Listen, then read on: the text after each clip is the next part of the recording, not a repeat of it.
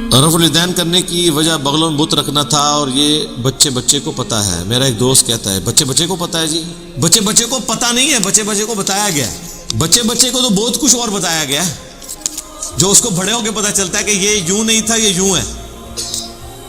ٹھیک ہے، اب میں وہ باتیں نہیں کرنا چاہتا کیمرے میں، تو اس کو چھوڑیں۔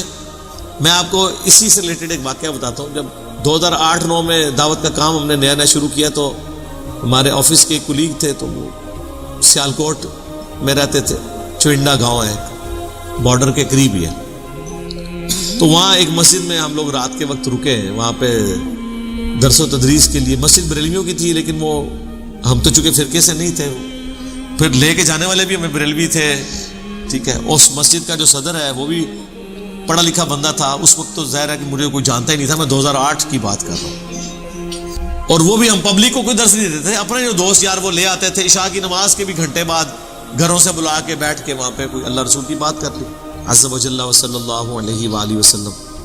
وہ مسجد کا جو صدر تھا نا، جو صرف صدر نہیں تھا، پڑھا لکھا بھی تھا اور مسجد کے بل بھی دیا کرتا تھا، اس کو باتیں معقول لگی، اس نے رفع الیدین شروع کر دیا۔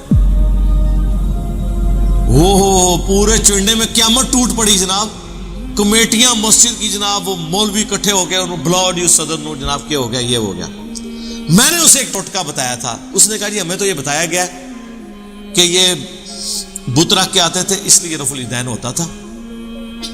میں نے کہا یار یہ دنیا کی کسی کتاب میں ضعیف روایت بھی نہیں ہے۔ کہتا جی اتنا بڑا جھوٹ ہم سے بولا گیا۔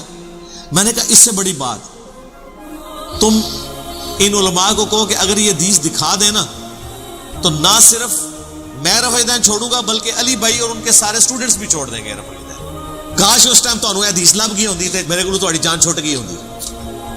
وہ تو بڑا کانفیڈنٹ ہو گیا۔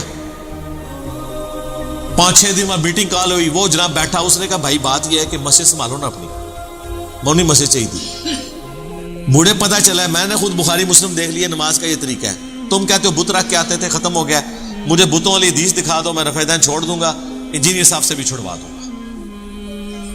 مولوی نے کہا گل ہی کوئی نہیں، ساڈے وڈے مولوی صاحب بیٹھے ہیں جامعہ نظامیہ، جہاں سے مفتی اکمل صاحب بھی پڑھے ہیں، جہاں وہ خادم رضوی صاحب بھی ٹیچر تھے لاہور میں، داتا دربار کے پاس۔ عبد القیوم ہزاروی صاحب فوت ہو چکے ہیں، ان کے ساتھ شیخ الحدیث ہوتے تھے صدیق ہزاروی صاحب، کافی انہوں نے عربی کتابوں کے ترجمے بھی کیے ہیں، احادیث کی کتابوں کے بھی، بریلویوں کے۔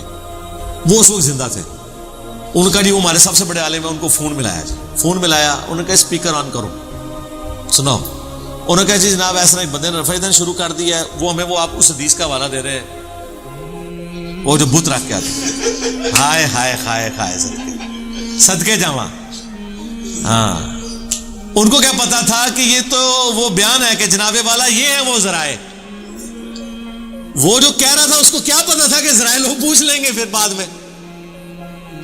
تو یہ تھے وہ ذرائع دیوبند اور بریلویوں کے کہ بت رکھ کے آتے تھے اور نکلے جعلی۔ اس نے کہا اوے یار کتنے تسی کمٹمنٹ کر لی ہے تے کدھر بھی نہیں لکھی روایت، یہ تے ایک عوامی چٹکلا چھوڑا ہوا ہے، اور لگ گیا تے تیر، نہ لگا تے تکا، یہ کدھر بھی نہیں لکھیا۔ یہ میں 2008 کی بات کر رہا ہوں۔ اب وہ کیا کرنا تھا، انہوں نے کہا پھر جناب دیکھ لو، اللہ کا شکر ہے وہ آج تک رفع الیدین سے نماز پڑھتے ہیں، سنت کے مطابق نماز پڑھ رہے ہیں۔ تو یہ جس نے پرچی بھیجی ہے، میں آپ سے ریکویسٹ کروں گا کوئی ایسی حدیث ہے تو منو بھی دسو۔ پہلے تو 6 بندے رفع الیدین چھوڑنا سی، ہوں لکھاں بندے رفع الیدین چھوڑنا سی۔ بتاں والی حدیث لے کے تے آؤ نا، کتنے لکھی ہوئی، کدھر بھی نہیں لکھی ہوئی، سٹنٹ ہے جو چھوڑا ہوا۔ تو اس کا طریقہ یہی ہے۔ آپ کہہ رہے ہیں نا کیسے بچے کو ہٹائی ہوئی ہے، آپ اسی بچے کو نا ان بڑوں کے پاس بھیجیں، ان کو کہیں جی دسو کتنے لکھی۔